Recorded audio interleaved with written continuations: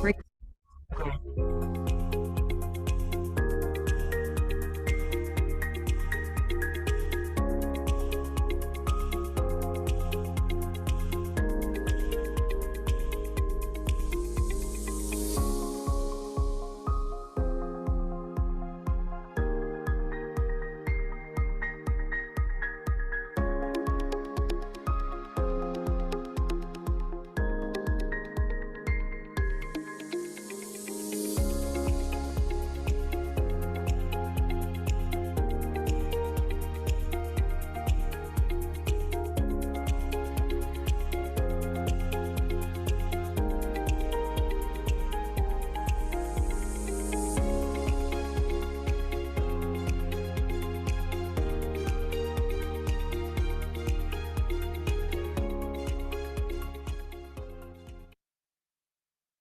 Good evening, everybody, and welcome to tonight's webinar. We're excited to have you with us this evening. We'll be allowing a 5-minute window to enable more registrants to join. Due to our strict privacy policies, we kindly ask that any AI note takers be disabled for this session. If we can't tell that they've been turned off by 6:05 p.m. EST, we will have to remove you from the session.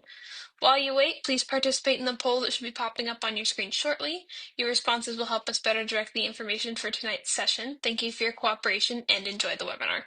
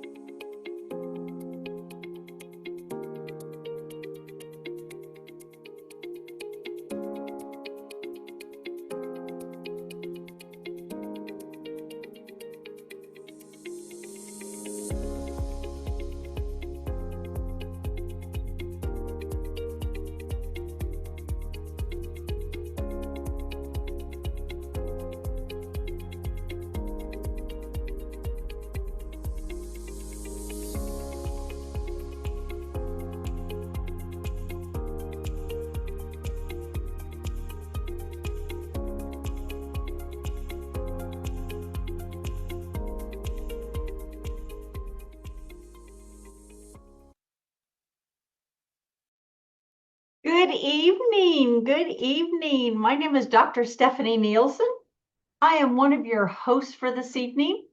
I am a doctor of pharmacy, a board certified clinical nutritionist, and a functional genomic practitioner. What does that all mean? It means I had to figure it out, and here to help you figure it out, along with my fabulous colleague, Mr. Justin Harris. And we're going to talk about New Year. It is still a new year. New Year nutrition. This is nutrition on, is the nutrition you're using right for you? Is it working for you? Do you feel the best you've ever felt? Or are you ready for some tips and tricks to get there? Justin, welcome tonight to New Year Nutrition Part 2. It was so popular last time. It was so fabulous.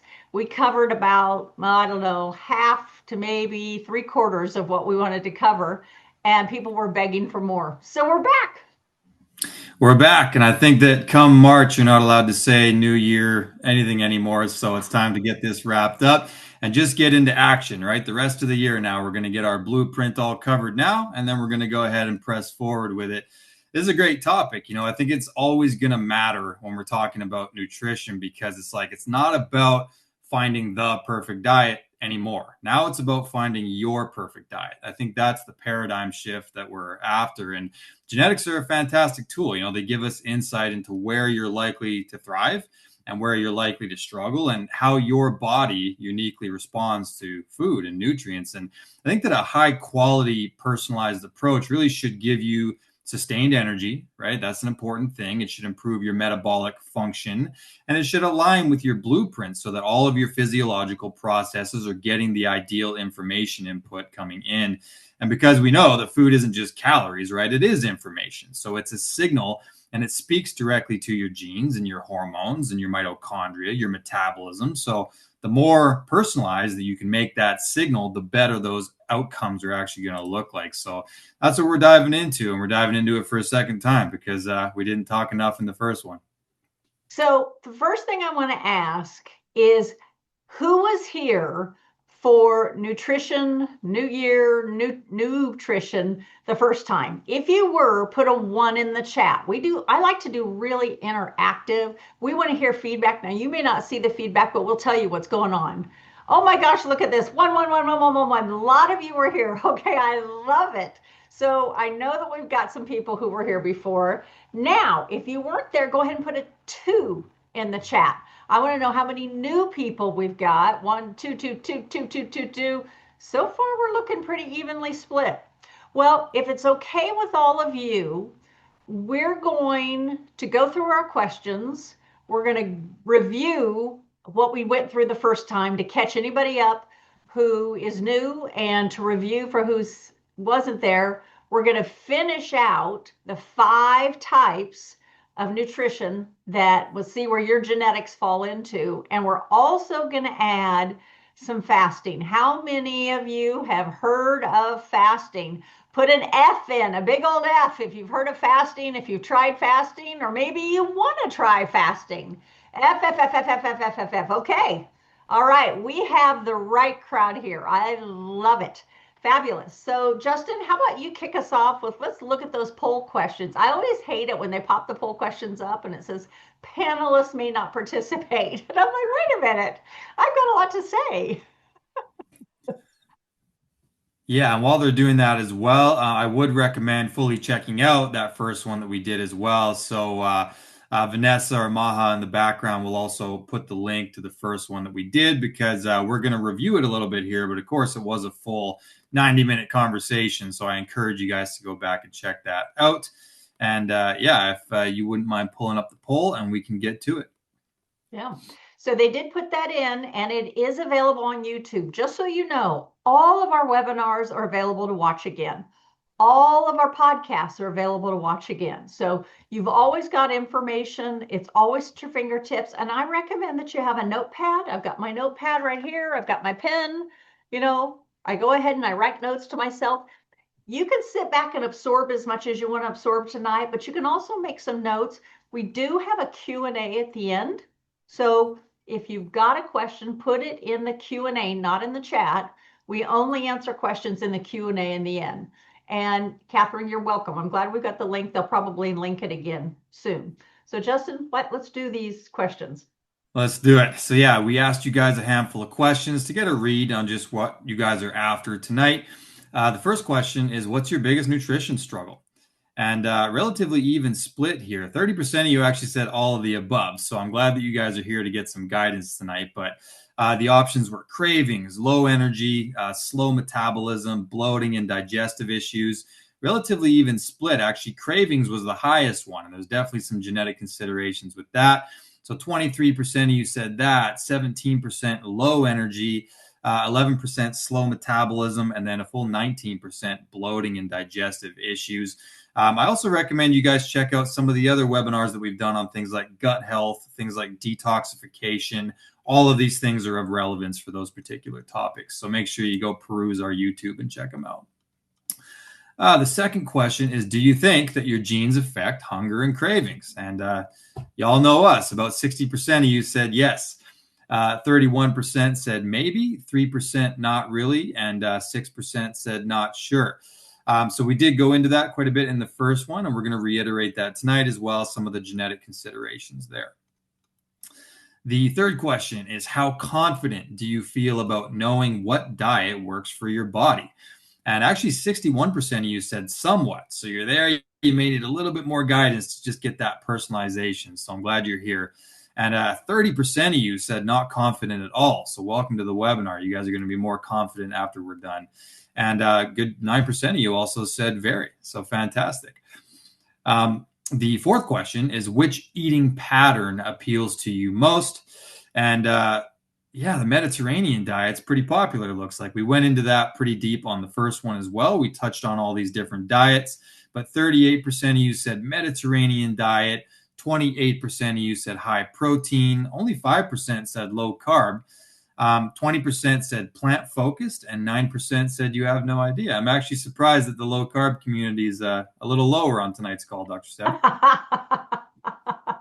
We'll go through all of those, guys. We'll go through all of those. Yeah. The last question that we asked is, if you could optimize only one thing in 2026, what would it be? And wow, a lot of you are after anti-inflammatory diets. So 38% of you said inflammation. The next runner-up is just weight management. 25% of you are talking about weight. And then 19% of you said energy, 16% digestion, and only 3% said mood. I think mood is one of those things that elevates when all the other things kind of get into alignment as well. So sometimes it's funny when I'm with a client, it's like we end up finding all these new benefits, but that wasn't even our goal, right? We pull a number of things into alignment and they're like, oh, energy is better, libido is better, mood is better. So yeah, this is that alignment process, and this is what we're after tonight. I love it. I love it. So when we look at what we covered in the first session, we talked about that there are 5 real eating patterns that we have highlighted. So I like to tell you what we're going to tell you. Then we tell you, then we're going to tell you what we told you and answer your questions. So the 5 types are the carb sensitive type, the fat sensitive type, the stress eater pattern, the circadian mismatch, and the low nutrition type. Now, let me go through those again. And I'm going to ask you to type in what you think you are, or what you think from the title, it sounds the closest. The carb sensitive type, the fat sensitive type, number 3, stress eater pattern, number 4, circadian mismatch, and number 5, low nutrition type. So of that, if you hear those, what is your gut reaction to the first one? Kathleen says she's a stress eater. What about anybody else? What do you think you are just from hearing about it? Carb sensitive to Nicole. Gil says carb sensitive. Test fat and carb. Circadian. It's Versui or Vuchui. Says circadian. Mary says circadian. Anita says circadian. We got a whole bunch of circadians. A lot of carbs. Yep. I'm a carb sensitive type. Yeah. Okay. Well, now that you've got a little bit of an idea of what you think you are, Justin and I are going to go back and go through kind of what these are. Now, we touched on the first 2 Justin, I'm going to let you kick off if you want to with the carb sensitive type. And let's just do a quick review of some of the genes we touched about and what we think we are. And I actually really love that Edie just says, I think I'm a combo, maybe circadian and low nutrition. A lot of us are combos. Love it. Okay. That's just it. Yeah, you can definitely be more than one. And I think that especially if you are the stress eater type or you have the circadian type, that can also translate to the sensitivities of the other types, right? So if you're a stress eater and you also have, a suboptimal circadian clock, that can make it more difficult for glucose management and things to where you are more carb sensitive and not necessarily just because of the carbs. But when it comes to these carb types, there are a few genes that are very important that are a little bit more zoomed in. So definitely the TCF7L2, the insulin response gene, that's very important. When that's suboptimal, it means that you have a 1.5 greater times insulin response when you take in some carbohydrates, especially if it's that more higher glycemic carbohydrates, right? Your processed carbohydrates, really starchy, heavy carbohydrates. And then we also look at things like FTO. Now, FTO is basically a gut-brain axis gene, right? It has to do with the signal that gets sent from your gut to your brain when you start chewing down food. For some people, that's more dysregulated to where it doesn't hit your brain in time. And by the time it actually hits your brain, you've already gone back and had second or third servings. And if that food happens to consist of starches, there's a gene called AMY. That's a salivary amylase gene, and that's basically just a baseline capacity for you to actually metabolize starches. And a lot of people have suboptimal TCF7L2, suboptimal FTO, and suboptimal AMY1. And if you are that person, gosh, you are going to be carbohydrate sensitive unless you're a really high performing athlete and you're just burning glucose to a point where you can still take in a fair amount of them. But at a baseline, you're not going to be metabolizing, especially starch-based carbohydrates, very well, and you are going to be that carb-sensitive type. Now, before you go on, go ahead. As a pharmacist and as a nutritionist, I like to pretend you know nothing. So we're going to start with, we know that there are fats, there are carbs, and there are protein.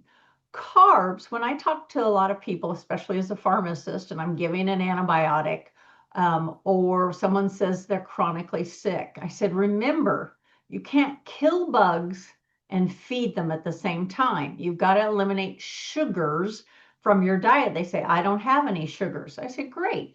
Tell me what you had for breakfast. Well, I had a bagel and cream cheese. I said, well, a bagel is a wheat product. Wheat is a grain. Grain is a starch. Starch is a carb. And a starch is a string of sugars, mono and disaccharides. So you've got single sugars and double sugars. So if you are talking carbs, we have simple carbs like sugar. And do you know sugar has over 200 different names? Everything from sucrose to sucralose to glucose.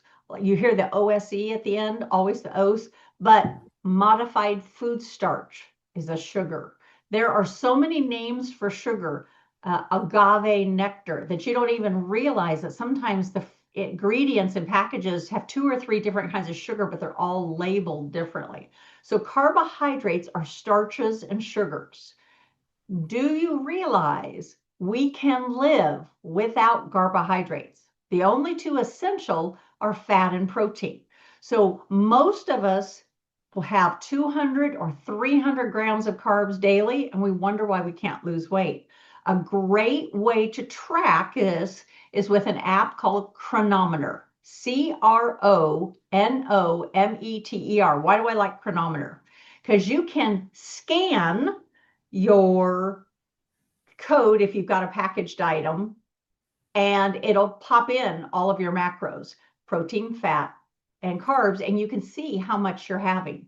Now, the beautiful part of that is you may think you're low carb, you may think I'm not eating a lot, and you find out your reality is different. Track yourself for 3 or 4 days on this free app. And Joanne says, but the brain uses glucose, yes, but we can convert fat to glucose when we need it, Joanne, and we actually run more efficiently on ketones. We'll talk about that a little more. So when we're talking about this carb response, Do you digest the carbs real quickly? Do you process and spike your insulin?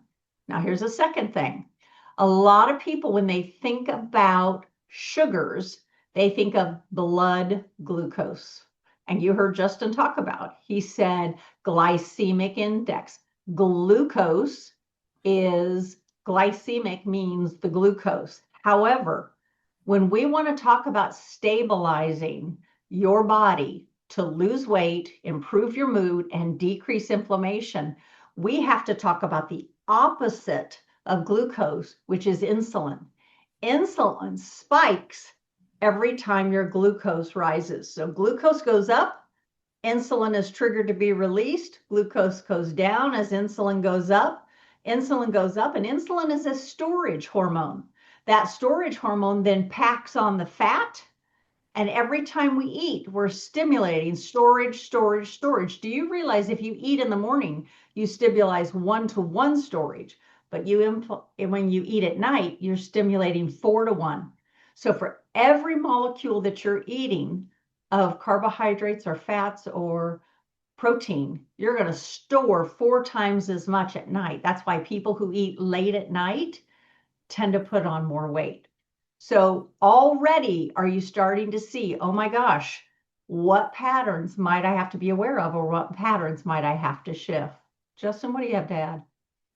And it's going to be amplified that much more if just the genetic tendency to not burn carbohydrates efficiently is there, right? So we've got things like beta oxidation, we've got things like glycolysis. If you're really efficient at glycolysis, meaning you are genetically wired to go ahead and take those carbohydrates, transfer them into glucose, and just put them right into the mitochondria to be used, you're going to have a little bit less blood glucose variability, and you're going to be one of those people that has a better time with it. But a lot of us have, genetically compromised insulin, or we're just not good via that AMI1 gene, to where you're going to have that much more of a hard time. It's going to be in storage mode that much quicker. And really, I think a good goal is metabolic flexibility.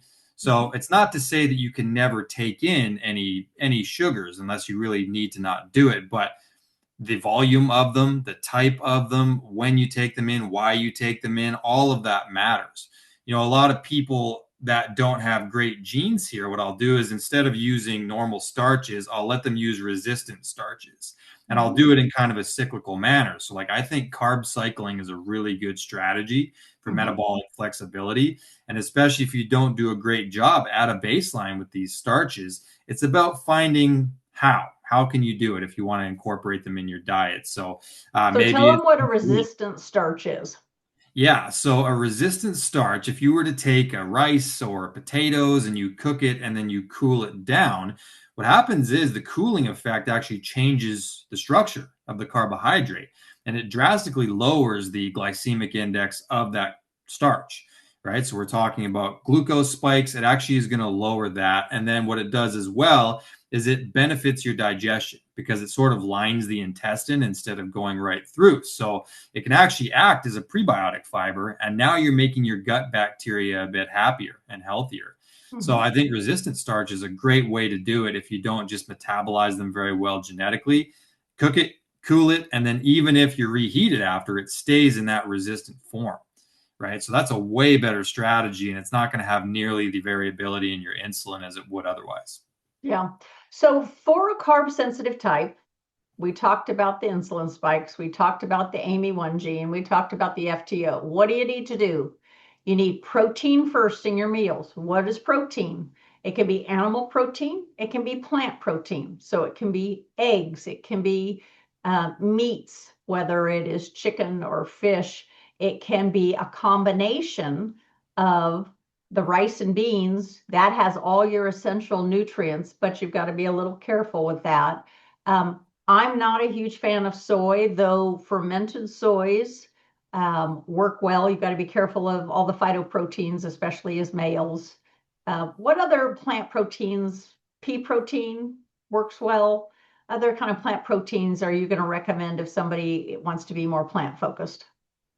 I think peas are the main ones that I recommend. Yeah, Hemp is a decent source as well, good. like hemp Yeah. hearts. Even spirulina actually has a chunk of it in there, so you can utilize that. To me, when it comes to the recommendation of plant sources, I'm just aware of the rest of their gut health status, right? Because you can't just eat endless amounts of beans for people that happen to have some gut dysbiosis or issues like inflammatory problems there. But yeah, Kimberly in the chat, nuts, seeds, all of those things are fantastic sources when it comes to the plant side, especially if you soak them, right? So I'm a really big fan of soaking, sprouting, fermenting, those kinds of things because it can deactivate some of these compounds in plant proteins that cause the gut inflammation. And then you're going to get the amino acids, but you're not going to get the requisite inflammation that they do in that other state. So there's always ways to do it, right? Where there's a will, there's a way. So I can tell you, I've tried every single thing out there. I've been raw vegan. I've been totally carnivore. I've been everything in between paleo, primal. I can tell you that my preference for most of my clients is animal based. Does it have to be 100% animal based? It does not. But I have found for a majority, you get more nutrient density if you will add some animal. Now, if you don't want to eat something with a face, I get it, but there's eggs and there's other things that you can add. So my preference is going to be leaning toward that animal kingdom simply because of the nutrient density. Because I can tell you that I'm in my mid 60s and I spent most of my life not knowing on a nutritionally deficient diet. I was low in minerals. I was low in my total caloric intake.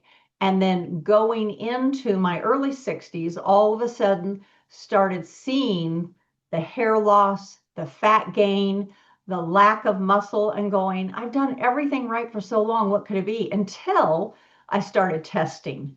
And when I did a hair tissue mineral test, when I started seeing massive inflammation, and when you talk about massive inflammation, the gut dysbiosis that had not been addressed for 40 plus years. I had cervical cancer at 21, massive inflammation in my body.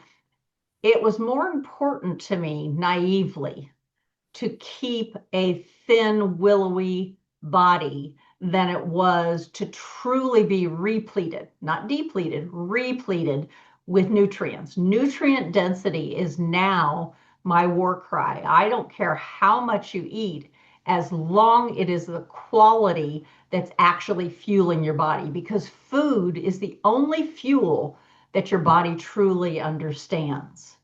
So speaking of fuel, if we go on to the fat sensitive type, let's talk about real quickly fat sensitive type for people who can't do fat, can't do keto real well.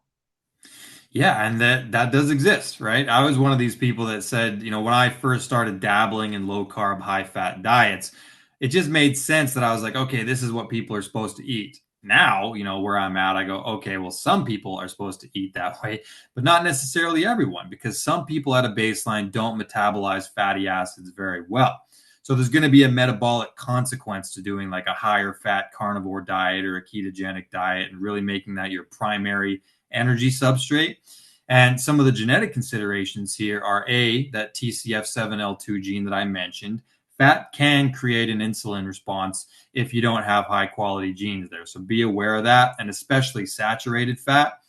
Saturated fat is not the devil that they said it is, right? But some people don't metabolize it as well as others, and that's where we have to have these kinds of considerations. So TCF7L2, that's the first one I look at. The second one I look at is ApoA2, and that's the one that's a little more zoomed in to lipid metabolism. If you're suboptimal there, keto is likely not for you.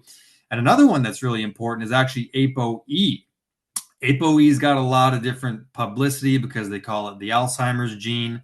I don't love it when people say it's the this gene or the that gene. It doesn't really work like that. But when you have a 4 allele in the ApoE, which is what I have, it represents a decreased ability of your body to use cholesterol to address inflammation and then be efficiently pulled back to the liver, right? That's what it's for. Cholesterol is supposed to be dispersed, address the inflammation, and then be pulled back in a nice little efficient cycle.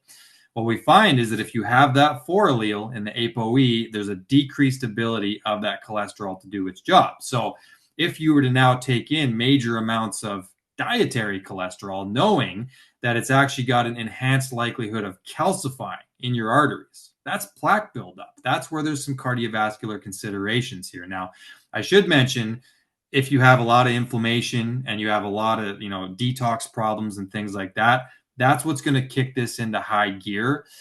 So that's something that you want to manage and look at the rest of your genes as well. But at a baseline, if you have the 4 allele in ApoE, suboptimal ApoA2, suboptimal TCF7L2, you're not someone that is a candidate for a super high fat diet, at least not for the long term. There's going to be metabolic consequence sooner or later. So again, here I'm going to throw my little pharmacy twist here. First of all, people have been told cholesterol is the devil. It has been demonized as you've got to have your cholesterol low. I'm not below 200. I'm not below 180. Get your cholesterol as low as possible. Wrong, wrong, and wrong. How can I say this? First of all, the very first studies that were done on cholesterol were the Framingham studies from Framingham, Massachusetts. What happened is they took the blood samples from the patients, then they would take them on a Thursday or Friday. They did not test them till Monday, Tuesday, or Wednesday, and they found that the blood was oxidizing. And they went, "Oh, these are bad samples." So they hydrogenated. So they stabilized the oils so that they could test them later. Hydrogenating the oils is Crisco. They made Crisco out of the blood samples. Then they tested it and said, "Oh no, this blood is bad. It is high in cholesterol. It's high in saturated fat. It's hydrogenated." Well, that's because they hydrogenated it. So that's when they first started saying we had to bring our cholesterol down. Guess what? Back in 1910, everybody's cholesterol was 300, 350 or higher. It was not until 1918 that vegetable oils were introduced to the human diet. And they were introduced first to the car industry, but they gummed up all of the engines and they destroyed the engines. And the automaker said, "We can't use these. When these get hot, they damage, they break down, and they clog our engines." So they decided they were safe for us to eat. This is where you hear the seed oils. It was 1925 when the first heart attack went on record. Before then, we had had tallow, lard, butter, all these natural fats, and they stayed in a non-hydrogenated functional form that were flexible. Now, you may have a lot of plaquing, but it's flexible and it doesn't break off and cause the clots.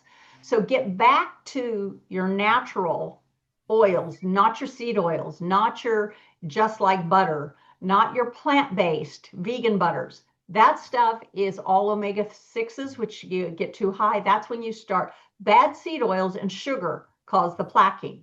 So why is this important with the fat soluble? Because cholesterol, you need it for your brain to think, you need it for your muscles and cells to repair, and you need it for your hormones to build. Guys, longevity is all about your hormones, your insulin, your sex hormones, your adrenaline. All of your hormones are really critical. Your thyroid hormone, your adrenal hormones. If you lower your cholesterol so low, your get up and go feels like it's got up and gone. You're achy all over the place and you just don't care about life. That's when depression starts. Do you know the higher cholesterol statins go, the higher the Viagra's go because everybody develops ED, and the higher antidepressants go. Cholesterol is your friend, and there's more and more information. Asut Malhotra has come out with a statin-free life. There's been a couple US cardiologists that talk about getting off your statins. Now, am I saying drop your statin? I'm not saying drop your statin, but like Justin said, if you've got the ApoE, you've got to know whether or not your LDLs are high. Your LDLs are small and dense and hard. Now, some of us are hyper responders with LDL when we go totally carnivore. So that's a whole nother thing, but we're not going to get into that tonight. That's where you need to educate yourself. Is 200 okay? Yes. Is 240 okay? I've worked for pharmaceutical manufacturers for over 10 years. And I can tell you that Merck Sharp and Dohme made a $60 million contribution to the American Heart Association. And guess what? It went from 240 down to 200. They made another $50 million contribution, went from 200 to 180. We know that our healthcare is captured by pharma, and a lot of the studies are captured so that they can sell more drugs. what I'm going to say to you is low dose statins, like atorvastatin at 10 milligrams, is very anti-inflammatory. But when you're doing atorvastatin at 80 milligrams, when you're doing Repatha, when you hurt and can't think, there's a problem. You need to decide what's more important. Is my quality of life or my quantity of life? Now, you may be a horrible fat processor. Get yourself digestive enzymes that have lipase so the fats can be broken down. Get yourself off seed oils. Get yourself on natural fats, like I said, butter, tallow, lard, that the body can actually process, and get your chronometer again so we can look at appropriate levels for you and get yourself tested. Let's test, not guess. Just because our neighbor is doing well on something doesn't mean that it's going to fit you. We want you tested so you have a roadmap and a blueprint that works best with your genetics. And then don't even take our word for it. Try it and say, do I feel better? Do I have more energy? Are all of my other blood work and systems working better? Do I feel vital? And am I thrilled that I've got my groove back, as opposed to it's just old age, it just happens, and you let life happen to you rather than you taking the bull by the horns. Justin? Yeah, I think there's other things you can do to benefit the profile as well. So, Dr. Nielsen just said lipase. I mean, these are fantastic enzymes that you can use. I think L-carnitine is another valuable ingredient there because remember, we're talking about the inability or the relative inability of your body to take fatty acids and push them into the mitochondria to be used through the Krebs cycle and make your ATP, your energy. So carnitine is fascinating because it actually helps to shuttle the fat molecule into the mitochondria, and it improves its ability to be utilized there. So that's a great ingredient for that. I think ketones are useful as well because when you can elevate those, I love ketones. I Your love body is ketones. going to be able to use fat for energy if your ketones are elevated as well. So those are all great strategies. I think that generally when it comes to the statin conversation as well, there's actually a gene that programs that as well called SLC01B1. That's in your cardiovascular report. And some people are decreased statin metabolizers at a baseline as well. Right. And we know that statins can be a mitochondrial toxin. I mean, you should at least be co-administering with CoQ10 and these kinds of things. So that's a whole conversation. But just know that the ApoE, the ApoA2, the TCF7L2, and the SLC01B1, those are very relevant markers there. And if you don't digest fat very well, there's ways that you can up the ante there because, again, metabolic flexibility is a really good goal. And I think you should shoot for that regardless of what your genes say. If your genes say this, though, that means that there's more work that needs to be done for your body and your mitochondria to understand how to use fatty acids. Real animal fats coupled with high quality Mediterranean fats, right? Avocados and olive oils, and get some omega-3s in there as well. That's what's going to keep your inflammatory profile in check. So there's still ways to do it, right? Again, where there's a will, there's a way. So with omega-3s, you want an omega-3 that can be a fish oil or it can be an algae oil, because guess what? It's not actually the omega-3, it's the polyphenol that it gets wrapped in that actually takes it in your cells. So I'm going to ask you, I told you this was going to be interactive. I'm going to ask you another question. Metabolic flexibility.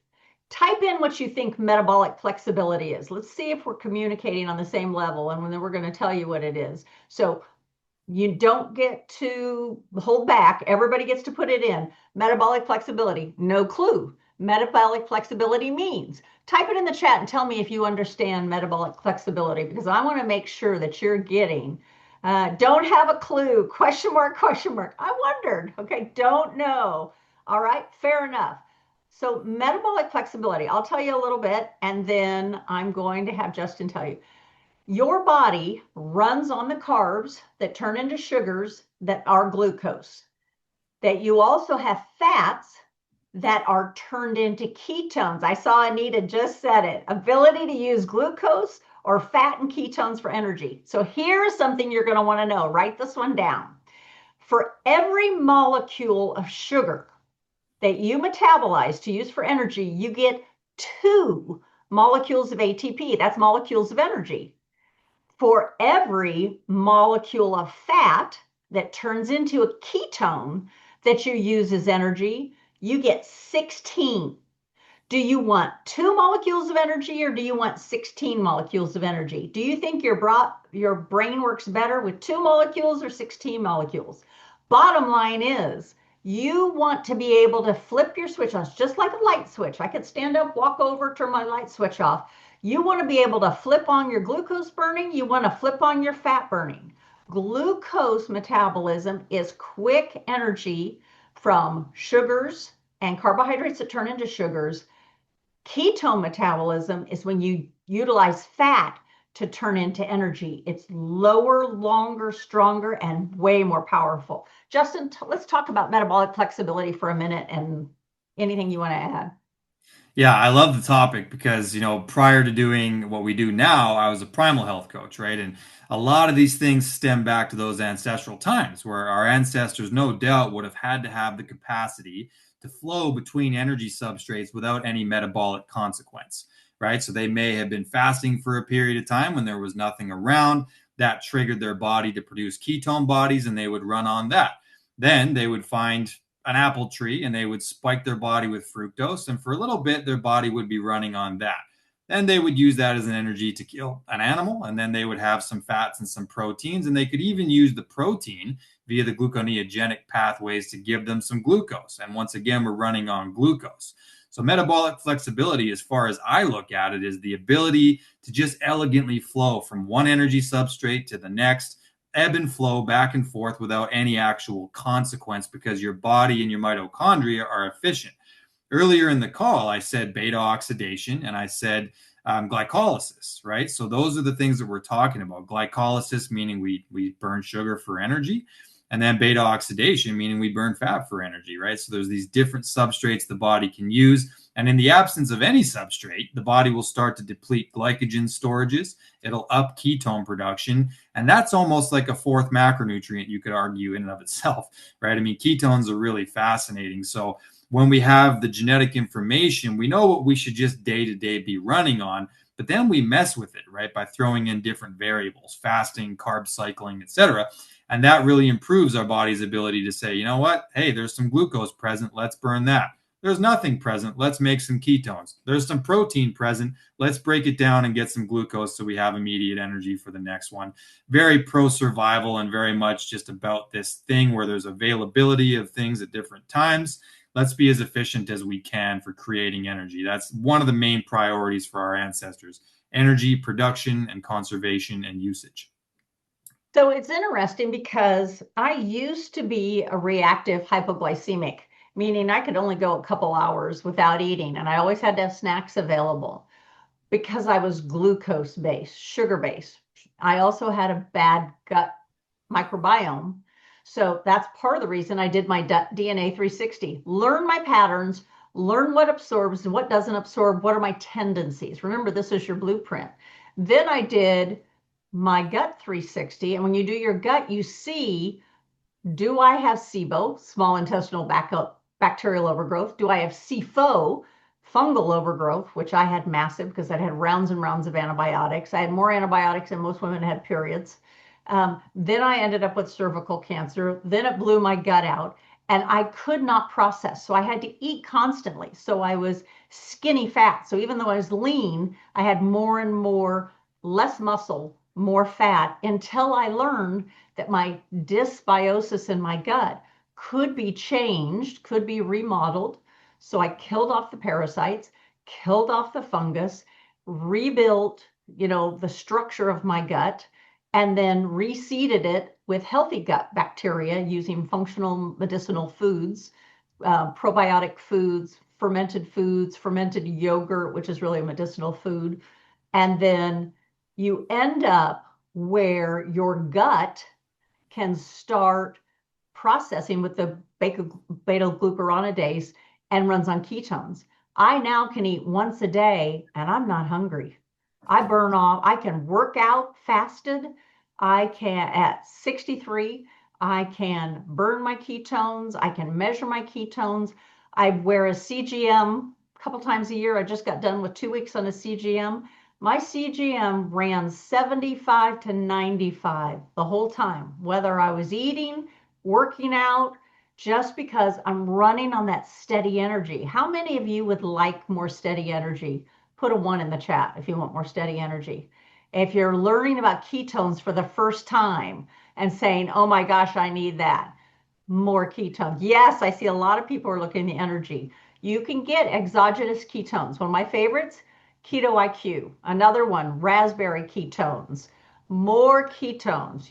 You can take them along with your food, but we're going to say tonight, we're going to talk to you a little bit about fasting, about producing your own. It's super easy to get yourself into ketosis and start burning your own, which also clears fatty liver disease, which also burns off fat around your heart.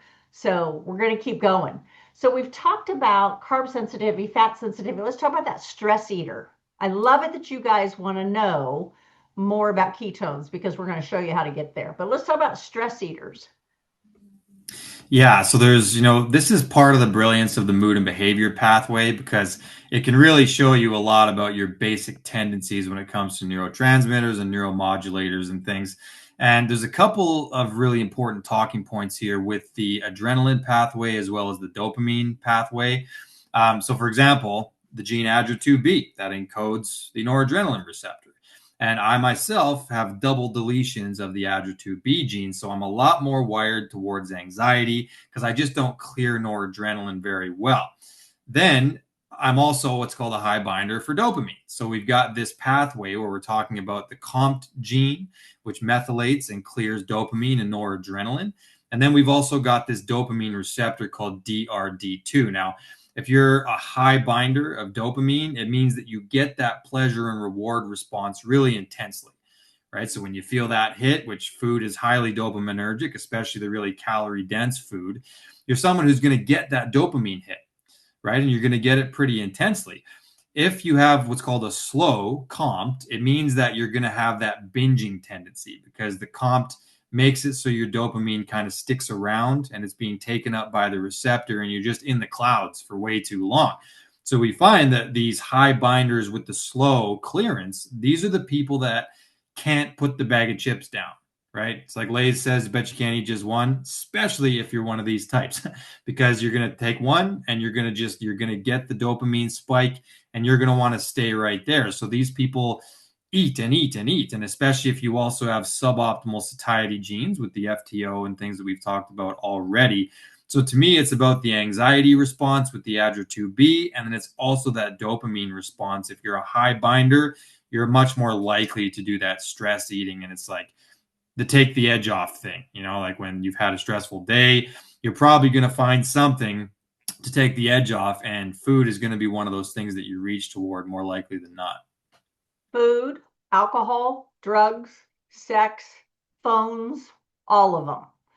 And so the thing you want to remember is you want to replace an unhealthy food with a nutrient dense food, an unhealthy habit with a healthy habit. Just even something like eating, then getting up and moving for 20 minutes, just a gentle walk, will lower your blood sugar, push those carbohydrates into the muscle cells where they can actually help build, lower your anxiety. I will also tell you, I'm dispensing more and more anxiety medicines, SSRIs, which are serotonin reuptake inhibitors for anxiety or depression. But what I find is when we do hair tissue mineral tests or overall nutrient tests, again, I told you we test, we don't guess, we're finding depletions. Get yourself on a more fat and protein.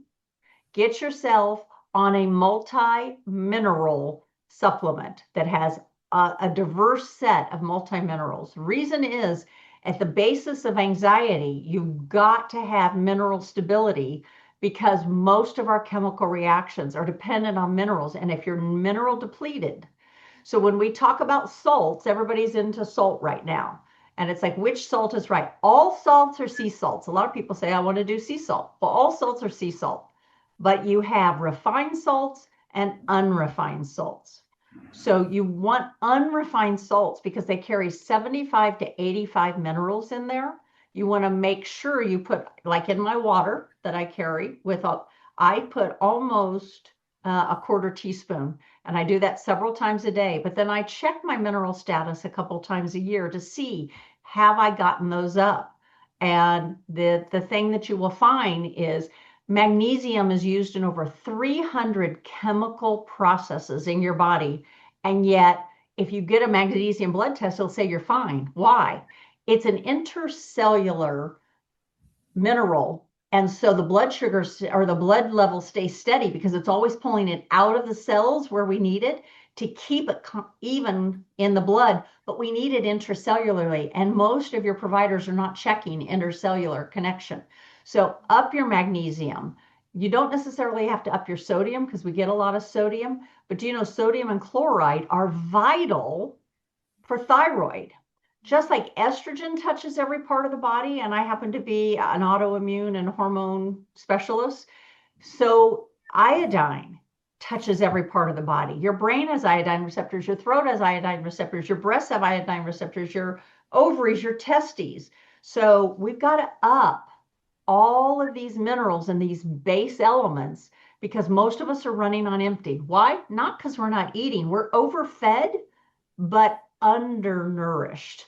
And we're also, we've got so many toxins that we've got to do that constant toxin detox. And that's one of the things about being stress eaters is COMT is a lot of your detoxification. And if you have a slow ability to detox, you've got to put less junk in because it takes you longer to get it out. And so that may be another part of the problem there. We've got to make sure we're optimizing. I call it your Asian nation: glucuronidation, oxidation, perspiration, defecation. This may sound really silly. Optimizing pooping? Yes, we need to optimize your poop. We need to optimize your sweating. We need to optimize your breathing. When I look at people's pH balance and I see their CO2 levels, I can tell if they hold their breath. And I say, you don't breathe very much. And they're like, no, I guess I don't, you know, but you've got to be breathing. That's a great way to exchange and to get out toxins. So I saw a few things. People said Verisalt is heavy metal tested, but it does not have iodine. You're absolutely right, Denise. Most people need iodine supplementation. What brand of clean coarse salt do you like? Justin, what do you recommend for salt? I can tell you the 2 or 3 that I really like.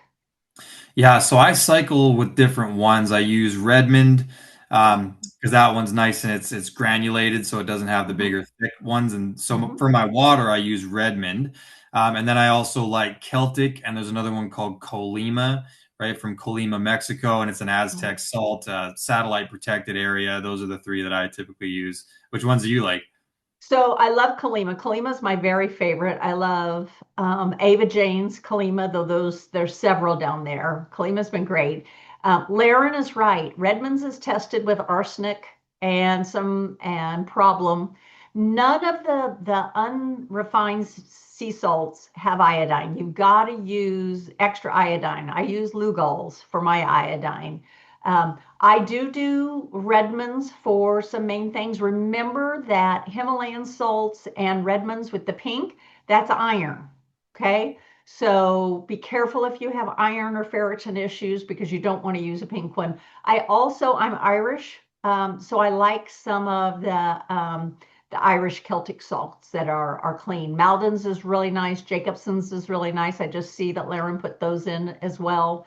Donna says Antarctic. Now that I love an idea. I have not tested or tried any of those, but I would look at those. And real unrefined sea salts have colors, and the colors are indigenous to the type of minerals that are in that. So get yourself some really good salts. You don't need very much. I mean, when I put Kalima on my tongue, like the flavors just explode in my mouth, and I absolutely love that. All right, we've gotten through carb sensitive, fat sensitive, stress eating, circadian mismatch. Let's talk about the clock genes and the cry 1 genes. Yeah, so these are the circadian rhythm genes, right? There's something called a chronotype, right, which is like what your appropriate circadian alignment genes would suggest. As far as some people are actually evening people, some people are morning people. They make it in like you can actually get your chronotype test done online. It's like you're the bear or you're the friggin' turtle or whatever it is. But basically, these genes really, they make it so that you can either align with a circadian rhythm or you're going to have a heck of a lot of trouble doing that. So like I have a dysregulated clock gene, and it makes it so that I have to put like a lot of different things in place to be able to stick to a sleeping schedule because my body's very erratic, and it's like I'll just wake up at all different times. And so I've had to hack this with all manner of different light therapies and different things because modern day you can't just be all over the place, right? You've got a career and things to do. But it basically makes it as well so that if you're malaligned circadian rhythm wise, you're going to be somebody who doesn't do very well with those nighttime feedings, right? That's what Dr. Steph was talking about earlier. People get a 4 times greater response in blood sugar variation and things like that when you go too late with your food. So people who get out of bed and they have their fasting window really, really late and they don't start eating until the afternoon, if you're dysregulated for clock, or there's another one called cry1, then that might not be the best strategy for you unless you're underweight and you're trying to put it on. So for those people, the timing really matters. And you may want to have like a protein rich food like an hour after you get out of bed because that's going to kick off the circadian rhythm. And you're probably not someone who's going to want to push it far into the night, especially if it is higher glycemic carbohydrates late at night. Then that's going to be that much worse for you when it comes to the glucose regulation. Absolutely. And the thing to remember is try these strategies, try these tips, see what makes you feel better, see what also makes your blood work. Test working with your practitioner, whether it's a DNA practitioner, whether it's your PCP, start looking to see where you optimize. The other part of that is you don't want to be normal. Normal's boring. First of all, with lab tests, they throw out the bottom 10%, they throw out the top 10%, and normal is in between. But what's normal in Justin's area is not normal in my area. And so every regional lab sets their normal. So I'm going to tell you, you want to be optimal. We want to optimize so that we get the best of the best and we do as best as we can. So let's optimize your health. So the last thing we're going to talk about as far as these 5 types, because we've got to get into our fasting too, because I see once again, we're running short on time, is our low nutrient type. Now, I was definitely a carb sensitive. I am super carb sensitive. I can look at a donut and put on 5 pounds.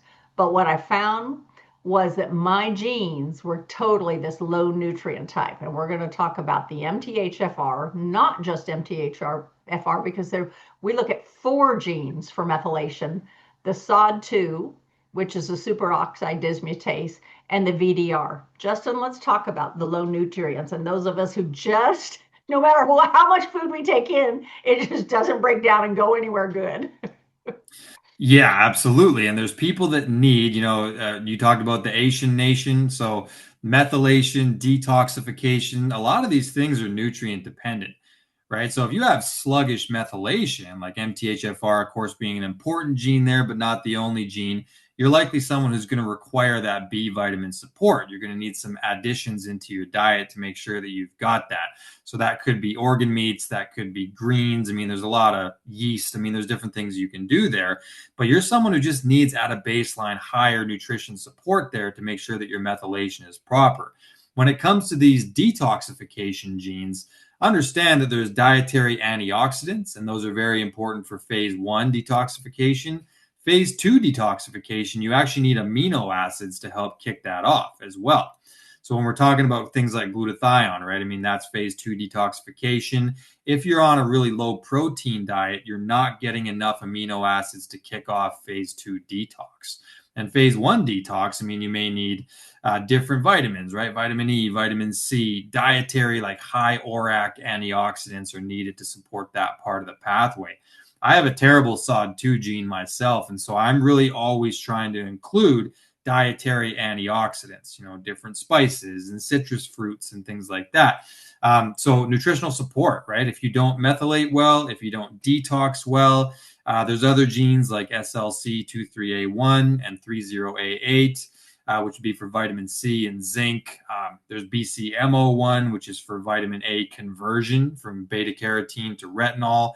All of these things mean that you need to adjust your dietary strategy to get more nutrients in because you're just not transporting and converting things properly, genetically speaking. So I see a lot of people on these 50,000 unit vitamin Ds.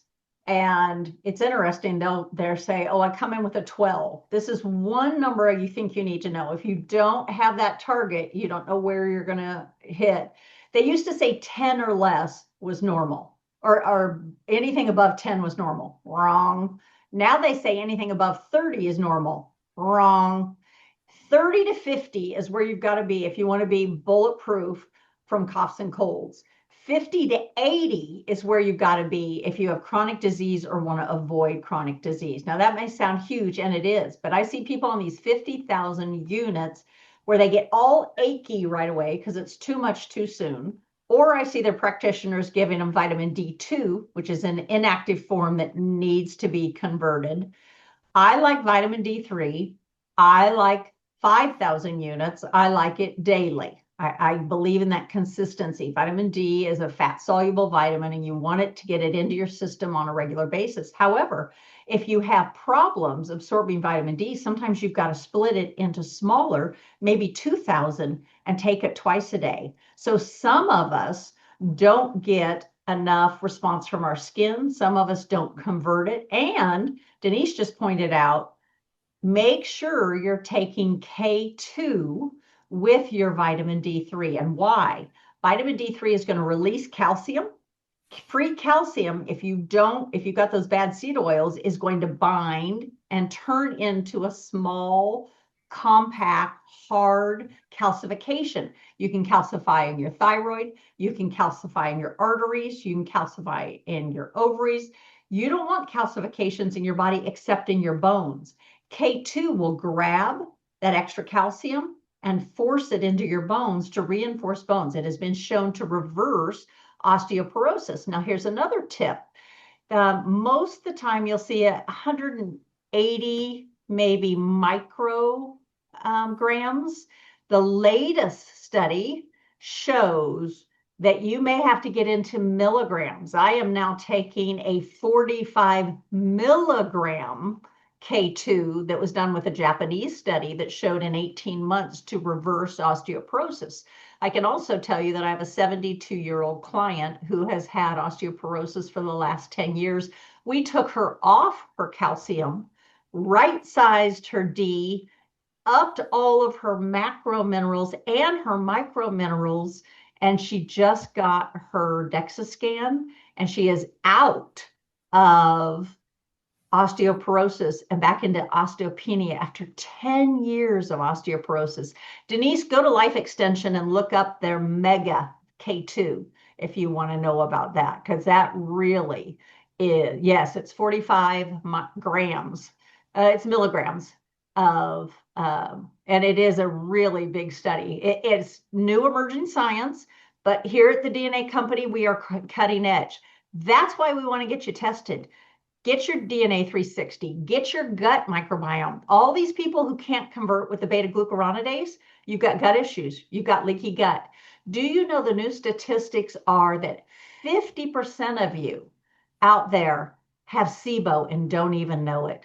If you get instant heartburn, if you take a probiotic or a probiotic food and you get some indigestion or a headache or something right away, that's because your what should be sterile small gut now has microbes in it. And with those microbes, you're getting feedback, either methane gas or hydrogen gas. And we've got to get that small intestinal bowel sterile again and keep your microbes down in your full bowel. So with those low nutrient types, super important that you get high antioxidant support, B vitamin support, nutrient repletion. Now, I can tell you we're running a 10% off our Gut 360 right now. So if you've had your DNA 360, it's probably time for you to get your Gut 360. Of course, you get a consult along with that to help personalize. Let me ask you this before we get into fasting. Do you think you're the same type that you thought in the beginning, or has your type changed? Put 1 if you're the same, Put 2 if your type has changed now that you've heard about all 5 types. 2, 1, 1, 2. Okay. Put a 3 if you think you're a combo. 1 if you stayed the same. 2 if you changed. 3 if you're a combo. There we go. 3, 3, 3, 3, 1, 2, 1, 1, 2, 3. Hey, I think some people got some learning tonight. I think people are really going. So if you thought that was good, now we're going to take it up a level. Look at all these threes, 3 threes. Okay, so now if you're a 3 and you can see yourself in one more thing, we're going to push you to the next level, and that's fasting. Justin, let's talk about why fasting is important and what it can do for our metabolic switching and what it can do for all of these nutrition types and how they can optimize their health. Yeah, I mean, what a great tool for metabolic flexibility, I think that it's important to understand the ancestral mechanism because through all of human history, we ate and we didn't eat, right? So that's what created this metabolic flexibility and the ability to just switch between the fuel substrates, like I mentioned. I think fasting kind of gives you a lot of that flexibility there. It is a hormetic stressor, right? So just like exercise or anything else, it can be beneficial in the right dose but harmful in excess. So this is something that you want to personalize. And it's really just a great break from input. I mentioned at the beginning of the call that food is information. I always say sometimes you got to give your body a break from yesterday's information before you pile today's on.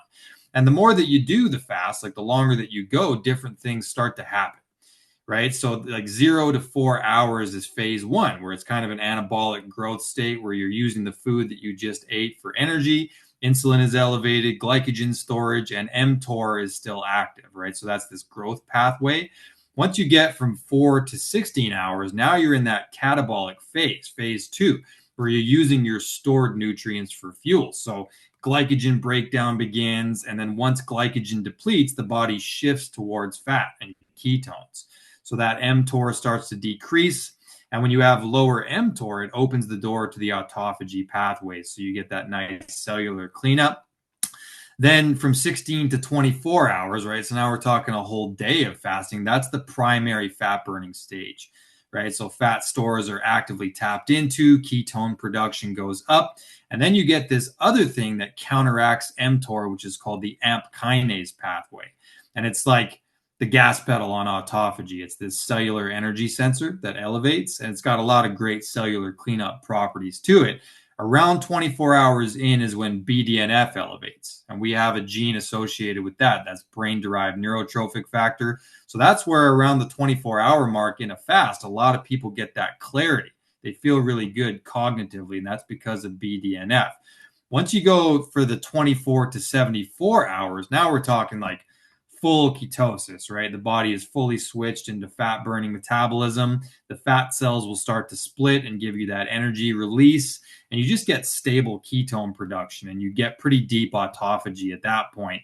If you go more than 72 hours, that's where the liver reduces IGF-1, which is a growth factor. So in the short term, anyway, that's linked to lower oxidative stress, and it's got some pretty potent anti-aging benefits, possible anti-cancer benefits as well due to the autophagy and the cell cleanup. So that's kind of the timeline with fasting, and whether or not you're ready for that, that's dependent on a few factors, lifestyle, genes, etc. So what we're going to say, those were a lot of big words, and that was a lot of things. So here's what we're going to do.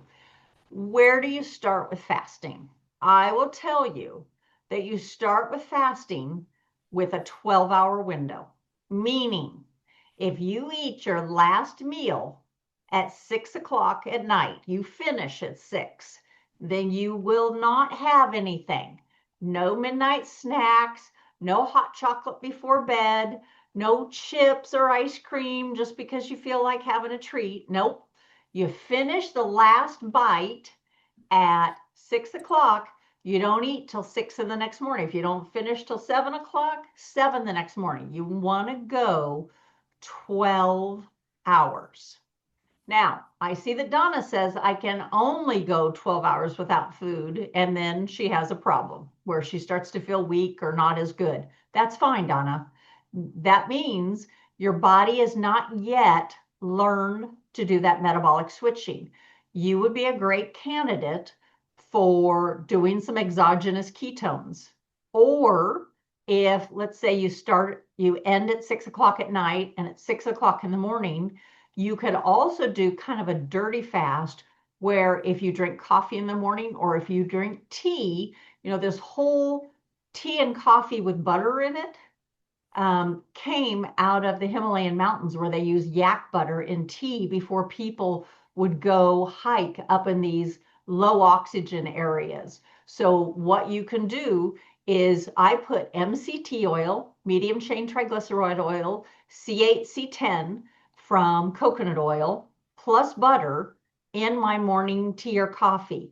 That keeps my ketones going and fuels more ketones so that then I can push my fast and I can go all the way to 1 or 2 o'clock. Now, Norma says, can I still take my thyroid medicines? Absolutely, Norma. You wake up at 6, you take your thyroid medicine. You know that you need to wait 30 to 60 minutes. Take that. Then you have your coffee with your butter and stuff. Absolutely. You can totally do that. Now, if that's too long for you, then cut it back to what's comfortable. But I want you to push a little bit because did you hear Justin say, like at the 12, you got one set of benefits. Then from 12 to 16, you get another set of benefits. You start with your body starts looking for fuel. It goes, oh my goodness, what is going on? And what you can find is oftentimes you think you're hungry, but you're really thirsty. Add salt to your water, whether it's warm water. Now, you can do flavored salts. There's multiple stuff out there that has different flavorings. Like Element has even chocolate salt that has cacao and some flavorings and some salt in there. And so it tastes like morning hot cocoa. And that's what I kind of do in the winter, like if I want a treat. Uh, Bulletproof coffee, absolutely. Donna says, I don't start the day without my bulletproof coffee. I'm kind of the same way. I love the butter and the MCT oil. And then my brain goes, and I end up going to clinic. And whether I'm doing pharmacy work, whether I'm doing my metabolic clinic, whether I'm seeing patients, whether I'm doing remote calls, my brain has to be on. People come for answers. They come for solutions. They come for what am I doing and what can I change? I will tell you, women fast differently than men fast. So I know that in like 3 minutes, we've got to get to our Q&A. But what I'm going to tell you is if you're still cycling, I want you to look up Mindy Pulse's Fast Like a Girl. I would say that most of our clientele is generally either perimenopausal, menopausal, or postmenopausal. And so most of us are no longer cycling. We still want to have, just like we have moon cycles, like when we were in our reproductive years, we still want to go through fasting and feasting, and we want to nourish our body. So one of the things that I do is I will do 1 36-hour. Now that's not as long as you think it is because you start at night, you fasted all night. So then the next day I push ketones that whole day and I drink my salt waters. And so I've got the whole mouth sensation is fine. And then I sleep the next night and the next morning I break my fast. So the only thing you're really doing is that one day. And I plan on keeping that day so I can keep myself busy and be focused on other things and not food. Now, you don't want to have a big party that day. You don't want to have a bunch of guests over. You want it to be a day where you can really focus on what you're doing. But it's also a focus on you. And then when I feast, okay, I don't go out and have sugary cupcakes. I have maybe a sweet potato, or perhaps I allow myself some fresh raspberries in my medical yogurt that I make at home with L-reuteri, to increase my oxytocin and to clear my gut and to make sure that I don't get SIBO back. So you want to rotate your fast so that, like when I do my 36-hour, man, I'll drop 5 to 8 pounds, boom. But then I need to take a day off where I relax. Then I have a day where I feast, and then I go push hard on my workout. Justin, let's talk about men fasting as opposed to women fasting for a minute, and then let's jump into our questions. Yeah, so I think that males generally respond pretty well to fasting. I mean, obviously, there's circumstances where there's sarcopenia or something like that where I wouldn't recommend it, but generally, that amplification of growth hormone and BDNF and things that translates back to hunter-gatherer days, right? When we were out there hunting, we had to be strong and we had to be cognitive in order to go out and kill the thing. So that's why we do pretty well in a fasted state. Again, though, it's important to remember that we're talking about scarcity versus abundance signals. And if you overdo any hormetic stress, it's just a normal stress now, right? Just like if you overtrain or do too much cold exposure or sauna, fasting is the same way. So to me, it's the same conversation. It's just modified a little bit that we have to find what's ideal for you. Typically, a man, if you're going to be on a normal 16 and 8 strategy, it's going to go really well for you. You're going to be able to moderate your calories pretty well and not overdo it. You're going to have that clearance at the microbiome, so it's going to benefit your gut health. And generally, unless you're already underweight, I think men are going to benefit pretty well. And there's less considerations because we don't cycle in the same way, right? We have the menstrual cycle, not the menstrual cycle. So ours is only a 24-hour cycle and it's nice and easy. So I think that fasting generally is a great tool. Yeah, for men, I recommend it most of the time with a couple of considerations. I love it. Let's jump in and we will answer some more fasting questions, but let's jump into the Q&A. I know they closed the Q&A just because there were so many good questions in here, but we will respond to a few more things as soon as we get through with these. So Jason said, my DNA 360 results say Mediterranean nutritional plan with less than 20% because I can't handle the fat. I also have a mutated ABCD1 gene, aka the paroxysmal defect, where very long fatty chain acids build up. That's a double whammy. Why not support fat handling versus suppressing it? Won't this create additional issues? Justin, what do you say to that? I would say that, I would want to know about the rest of your profile as well. Like, I would actually say that a coaching session may be in your interest because I would also want to look at that insulin response. I would also want to look at the rest of how your body detoxifies, methylates, etc. Just because you're right, there's paradoxical stuff going on in there. And I know this is a bit of a cop out of an answer, but I would want to know the rest of your genes because that can get pretty complicated. And Dr. Steph is an actual doctor, so let me ask if you have an opinion on that as well. Well, I'm going to offer two things. One, anybody who wants to go over their detox, or Jason, you'd be a great one. I want you to reach out to PC at the DNA company, PC at the DNA company, and you'll get a call to go over some of the things that Justin just talked about. I'm going to say that there's two other things. I want to look at your microbiome. I want to look at your gut because if your gut can handle it, then you could actually handle it. Or do we need to add some digestive enzymes? Do we need to add some butyric acid? You know, there are some things that we can tweak. Remember, your DNA is only a guideline. It's a blueprint, but how we tweak it depends on the other things that are working. So I don't think all is lost. I think you've got one set of answers. We need to get another set and we put them together to create the right plan for you. But I think that that's a great, I'm glad that you looked at that and asked that question. So let's see. Sandra said, can you name the app again? There's two apps I want to tell you. Chronometer, Chronometer. All you need is the free app. You don't need the other one. Chronometer and the DNA Way. You guys have got to get the DNA Way app because you can put in your DNA data and pull up answers. You can also, if you ever did a 23andMe or an Ancestry or something, you can download that raw data and we'll give you answers and stuff there. So the DNA Way app, they just dropped that into the chat for you. Make sure you click on that and get that DNA Way app. That will really help you with what you've got. So Marianne says, in the morning, can you add protein to oatmeal or does it need to be isolated protein? I know what I think. Justin, what do you think?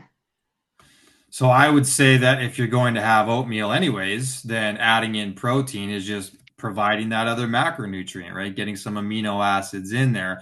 I'm not necessarily the biggest fan of oatmeal in general, but I would say that if you get sprouted sources of it, like occasionally I'll have some oatmeal, but I use like a sprouted gluten-free organic oatmeal, and it doesn't have some of the phytic acid content.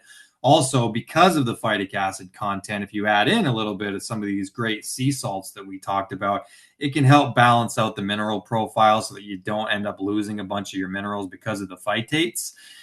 If you're going to have just carbs on their own in the morning, like just oatmeal, I don't think that it's the greatest call because your blood sugar is going to go up and it's going to come back down. And next thing you know, you're yawning and you're not necessarily setting yourself up for prolonged energy that day. Sometimes I'll do some caprylic acid, right? So like the C8 and C10, I'll add those in with the oatmeal, but the amino acids in the protein will kind of prolong the glucose spike a bit there. So again, if oatmeal is the choice, I think that adding protein, adding some high quality fats like MCTs might just benefit you there. What do you think, Dr. Steph? So I can tell you, one, I'm a celiac. Two, I'm an O blood type. And because of that, I am not a grain fan. I would rather substitute seeds.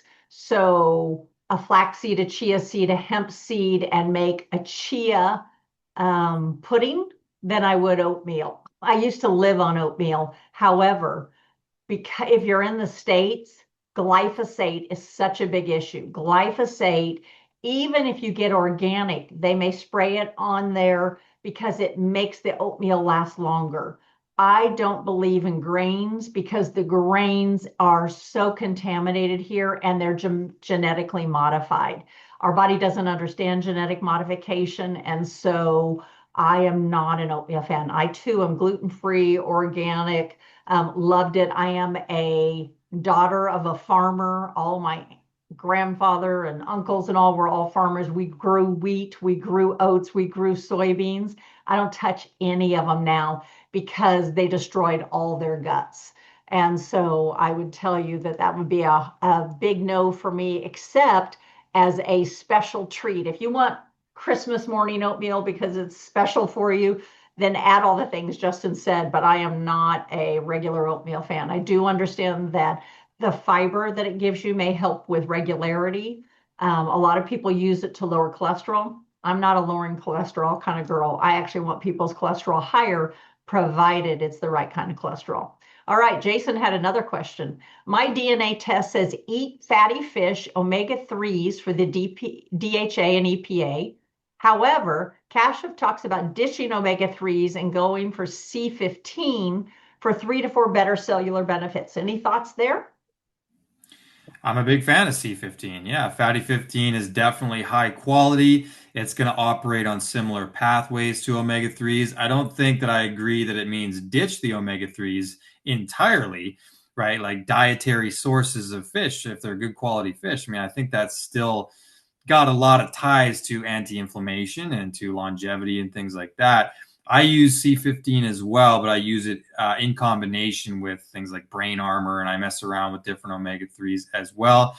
I'm a lot more concerned generally with the omega 3 and 6 ratio in people than I am just intake of omega 3s, right? That balance point matters a lot there. And like Dr. Nielsen was talking about, if we remove the seed oils and the things that are really omega 6 heavy, sometimes you don't have to go crazy with additional omega 3s. But I take C15 every morning with my coffee, and then I also cycle in things like brain armor and different EPA and DHA sources. So I'm a fan of that. But if you're eating omega 6 oils in abundance, then I would target that first. Sometimes health coaching is a process of deletion before it's a process of addition. So I can tell you I was on fatty 15 for 2 years, did my omega-3, omega-6 test, and I was 29 to 1. As you guys know, you need to be 1 to 1, 2 to 1, 3 to 1. That didn't work for me. I will tell you, an algae oil, a vegan algae oil wrapped in polyphenols that was a very pure pre-harvested olive oil did way more for me. Within 90 days, I was 5 to 1. So again, test, don't guess. Let's get an omega-3, omega-6 on you, and let's find the one that works best for you. Lynn says, what if APOE4 and 2, but genes now show I metabolize fat optimally. But my lab reports are better with a lower fat diet, and I'm more muscular with lower fat. Go with genes or epigenetics? All right, so there's a few things to unpack there, right? Because we're talking about combinations of different genes. There's the ApoE to consider, but then I'm assuming that you're saying you have optimal ApoA2 as well. Um, so what I would say is that moderating the types of fats and making sure that you're prioritizing some of the Mediterranean oils a little bit there. It's also important to note that the 2,4 in ApoE is actually a little bit more favorable than a 3,4 or a 4,4. So the 2 allele in there actually does have some protective capacity to where it's not as problematic. I would suspect that if you're eating a lower fat diet, that means that you're eating a higher carbohydrate diet. And carbohydrates do tend to fill the muscles up, right? So sometimes people are just like most bodybuilders eat the chicken and rice diet. So from a pure hypertrophy and muscle standpoint, sometimes having higher glycogen intake, right? Glycogen storages can make it so that you're more muscular. I would be more concerned about metabolically what's going to give you the best quality of life and longevity. And so I would lean toward kind of Mediterranean fats and a carb cycling approach. Dr. Steph, what do you think about that one? I think that's exactly what I would recommend. That's perfect. Yeah, that's good. Anne says, what's the best test for SIFO? Remember that small intestinal fungal overgrowth. So I can tell you there is a device called the AIR device, AIRE, that measures hydrogen and it measures methane. They run 250 to 300. They are an at-home test that you can eat a food, test, blow in, kind of like a breathalyzer for alcohol, but you can check yourself at 30, 60, and 90 minutes and see if you have a release of either hydrogen or methane. If so, you have SIBO. SIFO, generally you have to check for candida. Gut barrier tests are the things that I find the best for that. But the DNA 360 gut is going to give you a great look at both of them. If you want ongoing, I would do the AIR. If you, let's see what Darlene says, if you don't have a late night, if I don't have a late night snack, my glucose drops and then cortisol spikes and I wake up. How do I fix it? So I can tell you I had that problem too for a while until I learned to be that metabolically more appropriate. If you look up supergut with William Davis, who was a cardiologist who could not fix his cardiology patients until he fixed their guts, he makes a metabolic yogurt. It's a metabolic food. It's a fermented, either half and half or a fermented coconut yogurt that you can have a couple bites of that, stabilizes blood sugar, heals your gut, and fixes your cortisol spikes. So I would consider something like that. And some people do need a snack at night, and that is okay. But then I would also turn my fasting to end at the time that you had that snack. So if you ended at 8 or 9, then just your 12 hours goes to 8 or 9 in the morning. How do you feel about AG1? I'm not sure I know what that is. Justin, do you know what that is? Yeah, they used to call that athletic greens, and they Oh, simplified it, yeah, to AG1. I believe that there's been testing pretty recently where they found a fair share of heavy metals in there. So that's something to keep your eye on. Generally, I have mixed opinions about these green superfood powders because, on the one hand, I think that you're getting a lot of diversity of different things coming in, and I think that can help with things like gut diversity. But I talk a lot about food sensitivities and things on these webinars, and that's where I'm a little bit hesitant when it comes to like 50 different ingredients. They're not full dosages, and you're getting little bits of a bunch of different things. I would favor taking like something like energy bits, just like high quality spirulina and chlorella on its own, and then using as many dietary sources of greens as you want. But I believe, without getting us sued, I do believe that AG1 recently had some not so favorable analysis come out about it. got it. Good. I didn't know what that was. Marianne says, can you take too much magnesium? You can take too much of anything. The answer is yes on that.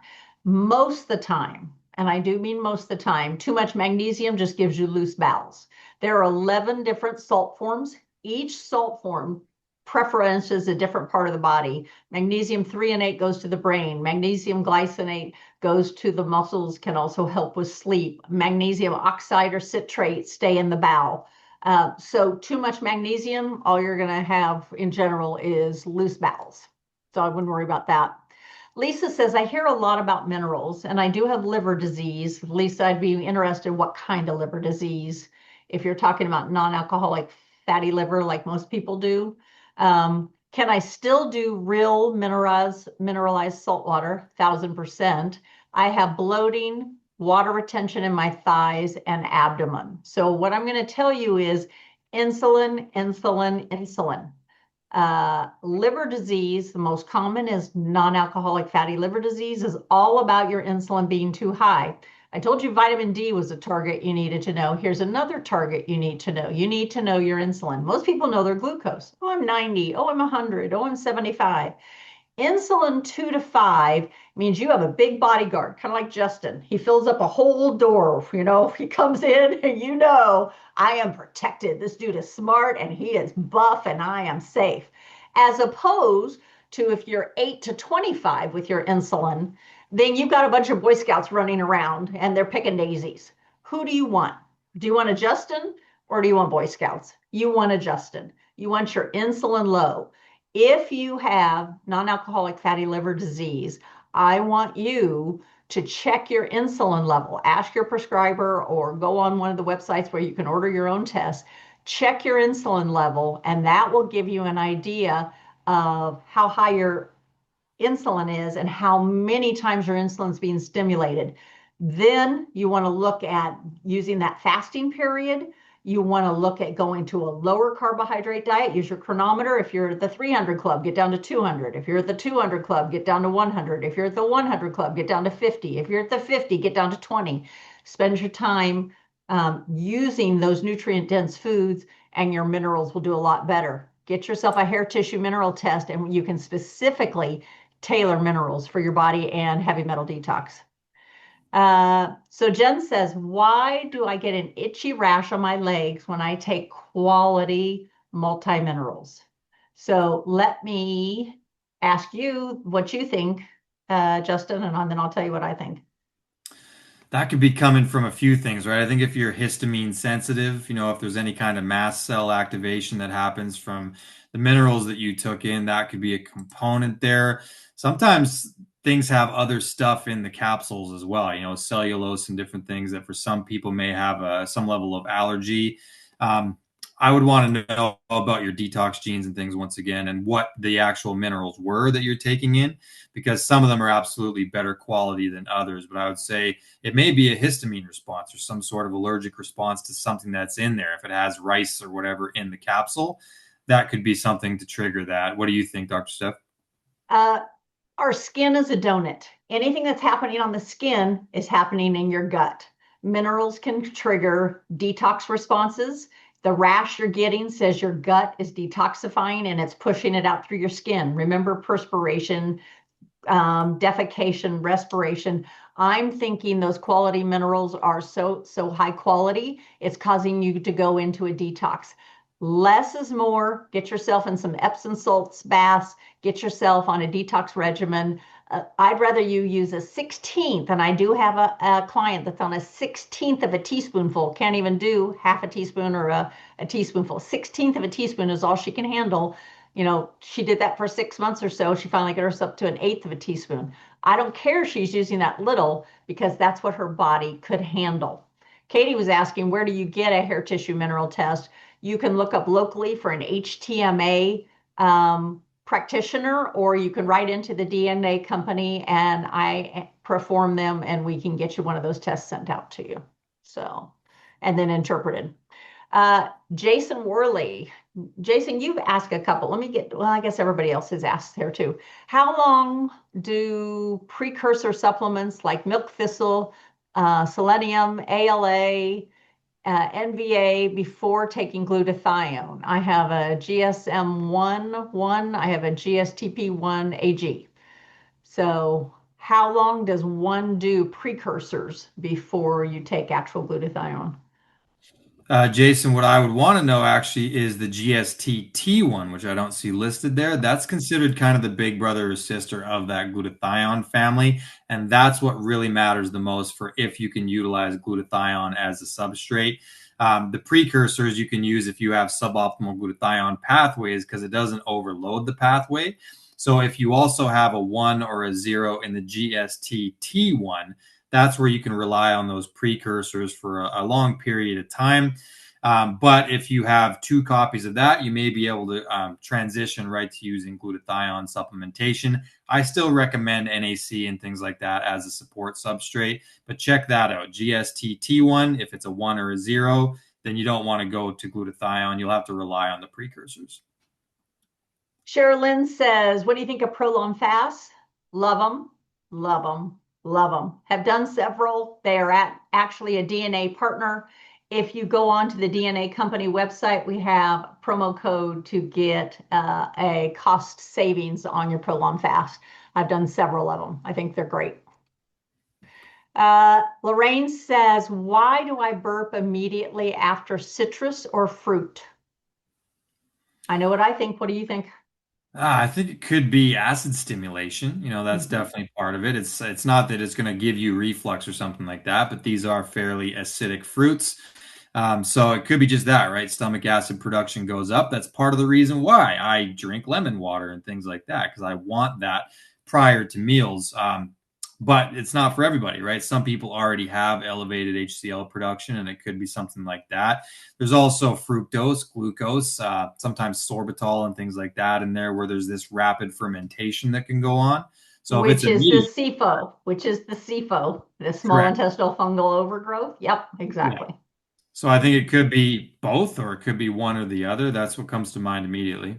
hmm Think of low stomach acid, even though this is acidic, it's triggering your acid because you don't have enough acid. More people have hypochlorhydria than have high acid. They think they have high acid because of the reflux, but I actually think you probably have low acid. And I think it's possible that you have the SIBO or SIFO. I would check into that. Two more questions. Lisa said that she has primary biliary cirrhosis. If you already have cirrhosis, you really need to look at your insulin, just like we were talking about, Lisa. And you need to add artichoke and dandelion, primarily in gentle ways like teas or some other herbs, because you've got to get that biliary going. So you can use tutka, you can use dandelion, you can use artichoke, really help open that up. You want biliary support. And then, Carol, yes, I was saying that the mild eczema that you get is due to gut dysbiosis or gut function.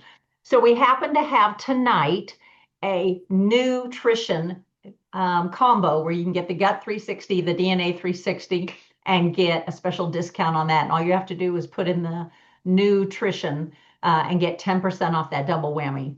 So, guys, we love that you stayed. We love that you answered. We love that you interacted. It is so appreciative that you want great health. It is so great to have such a partner like Justin, who is so knowledgeable, and our back end team, all of our fabulous DNA company angels that make what we do look so easy and they handle all of your questions while we're doing this. We just get to have fun sharing with you. We get to have fun sharing the things that we've learned, that we've seen, and we just want to share with you. So thanks for being here. Make sure you come back. We appreciate you so much. And if you missed section one on this, go back and watch. And I hope that you really, really got a lot out of tonight. God bless you all. Thanks for being here. Thanks, Justin. I appreciate you so much. Thanks to Doc Nielsen. You're the best. And thanks everybody for showing up. We will see you guys on the next one. Bye bye.